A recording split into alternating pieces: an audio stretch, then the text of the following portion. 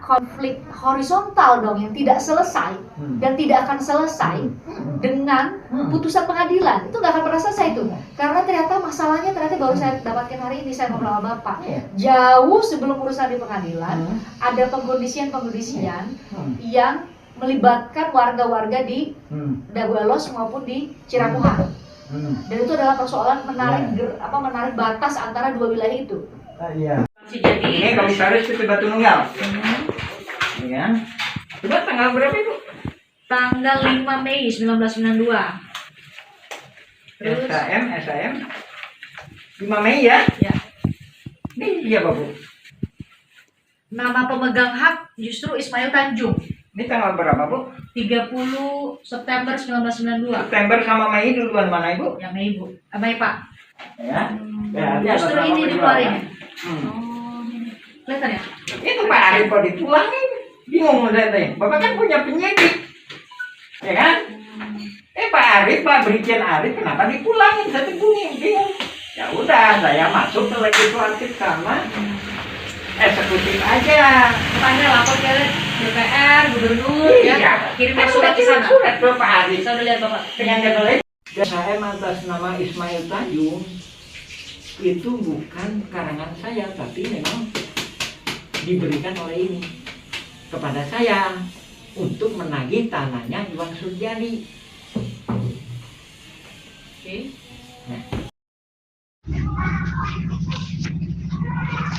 A'udzubillahi minasyaitonirrajim. Bismillahirrahmanirrahim. Banyak pengamat yang menyatakan bahwa heran atas kekalahan Dago Elos. Sebenarnya kami sendiri juga heran kenapa Dago Elos kalah melawan Muller. Namun perlu digarisbawahi, keheranan kami dengan apa yang disampaikan banyak pengamat itu beda. Esensi dari apa yang ada perlu kami jelaskan bahwa perumpamaan Dago Elos melawan Muller itu hampir bisa kita analogikan sekutu bergabung dengan Rusia melawan KKB. Jadi Dago Elos itu sekutu gabung sama Rusia, sedangkan Muller itu KKB. Terus kenapa kok Dago Elos bisa kalah melawan Muller?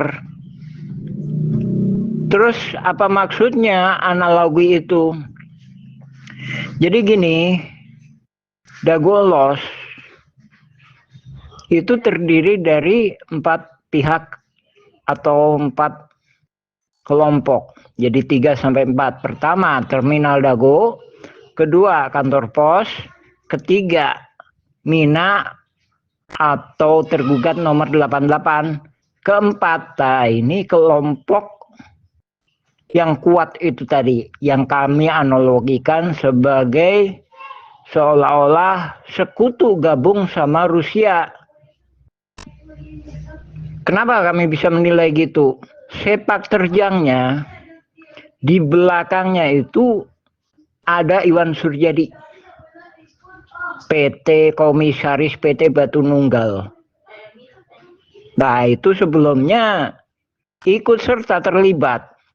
Jadi buktinya dia membeli tanah di Ismail Tanjung sebagai ketua RW Dago Elos, namun sertifikat atas nama penjual bukan pembeli. Terus dia membeli tanah ke Didi Koswara. Setelah dibuatkan AJB, sertifikat terbit atas nama penjual bukan pembeli, yaitu Iwan Surjadi. Nah, itu kekuatannya. Ada Bob Nainggolan ketika itu, ya otomatis itu kan sekutunya. Jadi intinya banyak tim pengacara di Dago Elos itu, bahkan juga berani ngelawan The Match, Gita Wirjawan. Ya, itu kekuatannya. Dan lagi didukung oleh oknum warga, oknum tokoh agama, oknum tokoh masyarakat, dan oknum aparatur negara.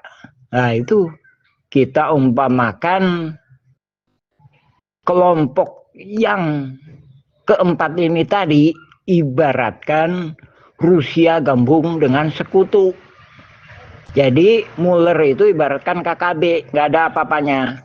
Tapi kenapa kok bisa Mueller memenangkan? Nah, ini kita evaluasi lagi. Masalah pendataan. Diduga kuat yang melakukan pendataan itu bukan penggugat, tapi oknum tergugat kelompok keempat ini tadi. Contohnya, misalkan tergugat nomor 69 atas nama Udin S. Tergugat 99 Udin S. Tergugat 232 Cepi. Tergugat 233 Cepi. Tergugat 301 Udin S. Nah, ini semuanya Udin Sudenta. Cepi itu anaknya Udin Sudenta. Pertama, objeknya kami jelaskan ya. Sekarang dipakai sama Yani. Terus 99 itu objeknya kurang lebih tambal ban. Itu di pagar terminal. Terus 232 itu dipakai sama ya anaknya Cepi, padahal anaknya Udin Sudinta yaitu Cepi. 233 itu dipakai atau dioperkan ke Pak Dirman. Terus 301 itu digunakan warung kopi di Terminal Dago. Pertanyaannya, dari mana penggugat Mueller CS tahu? Nah, dari sini inilah oknum tergugatlah yang membantu kekuatan penggugat. Itu lain daripada itu. Nah, itu dari segi sekutu, dari segi pembelaan pun tergugat itu paham riwayat tanah, tapi dibolak-balikan itu. Jadi pribumi masyarakat adat itu diabaikan. Jadi dia tahu mana pribumi, mana masyarakat adat. Tapi dikatakan Didi Koswara itu kelahiran Subang. Dan ini memang diskenariokan sebagai masyarakat adat tuan tanah. Itu. Terus masalah kesepakatan dengan Yayasan EMA. Yayasan EMA dikatakan dalam sidang tahun 67 atau 68. Padahal silakan cek online berkas Pemkot Kota Bandung bahwa itu tahun 1973. Itu pun isinya bertolak belakang. Jadi silakan cek. Jadi ini sebenarnya kalau jujur-jujuran itu tadi ibarat kelompok yang keempat tergugat yang kelompok terbesar ini itu analoginya itu kayak krusial gabung dengan sekutu, sedangkan penggugat Mueller PT Dago Integraha itu ibaratkan KKB, ya jelas menang Dago los. Tapi kenapa kok kalah? Ya sepak bola gajah. Jadi motifnya itu supaya pihak luar lah yang menggusur gitu. Kalau pihak dalam yang menggusur kan ntar jadi masalah lagi. Nah, ini mohon pemerintah itu dibongkar ini habis-habisan. Ini bukan gugatan, tapi kolusi mafia tanah saling gugat. Jadi jauh-jauhnya itu sebelumnya udah dikondisikan. Gitu. Jadi ini harus dibongkar ini teh. Kini atau nanti kita harus berjuang. Nah ini kami masyarakat Kampung Cirapuan banyak yang nggak digugat. Itu juga dirugikan. Ya alhamdulillah. Assalamualaikum warahmatullahi wabarakatuh. Jadi kita itu bingung. Diajak gabung gimana? Disuruh ngebantu gimana? Dia aja orang kuat, pihak yang kuat ngelawan pihak yang ecek-ecek gitu kalah. Berarti sandiwara. Nah, dari situ kita banyak dituding atau kelompok kita dituding provokator. Provokator gimana? Nggak masuk akal kalau kita dituding provokator. Dari 2007 itu juga kita ngingetin. Sebelumnya juga kita ngingetin. Masalah batas tanah itu. Kepada Lurah Dago 2007 juga kita ngingetin. Terus 2012 itu kita juga ngingetin Iwan Surjadi, baik itu tim Dagolos, Asep Makmun. Nah, terus kita juga ngingetin pihak-pihak lainnya. Tanggal 3 Maret 2004 kita ngingetin Blura. Terus sebelumnya kita ke Polda Jabar 26 Oktober 2024 kita juga ngingetin. Terus ke DPR, ke gubernur kita juga ngingetin, ngirim surat itu ngingetin. Jadi nggak masuk akal kita dituding provokator. Nggak ada provokator itu ngingetin banyak pihak. Biasanya provokator itu sepihak dengan suatu kelompok. Kita enggak, semuanya diingetin. Semuanya juga dijelasin duduk perkaranya kayak gimana. Ini tuh gini loh, ini loh gini loh. Ke BPN pusat juga kita datangin, kita ngingetin. Ke DPR pusat juga kita datangin, kita ngingetin. Ini loh, gini loh duduk permasalahannya. Nah, dari sini juga tindak lanjutnya juga nggak akan jelas. Ngasih kemenangan ke Dagolos juga nggak jelas. Nggak jelasnya gimana. Ini tanah siapa, pengelolanya gimana. Sekarang lapangan bola. Kalau didukung ya sekarang menjadi tempat sampah terus. Jadi banyak kaki tangannya di lapangan bola. Nah ini juga di makam. Warga-warga nggak bisa jalan. Terus termasuknya ke masjid nggak akan bisa jalan. Kenapa? Semuanya dikuasai oleh jaringan kaki tangan ini. Nah dari situ. Jadi ini harus dibalikin ke riwayat yang benar. Jadi kita nggak ngingetin semua pihak. Jadi nggak masuk akal kalau kita atau kelompok kita dituding sebagai provokator. Itu nggak masuk akal. Provokator itu biasanya itu pada satu pihak, nuding pihak yang ini. Sementara kita enggak, ini diingetin, itu diingetin, ini diingetin. Bahkan keluarga Dagolos, tokoh masyarakat Dagolos juga udah diingetin 2007, ini kasus pidana, udah diingetin. Gitu.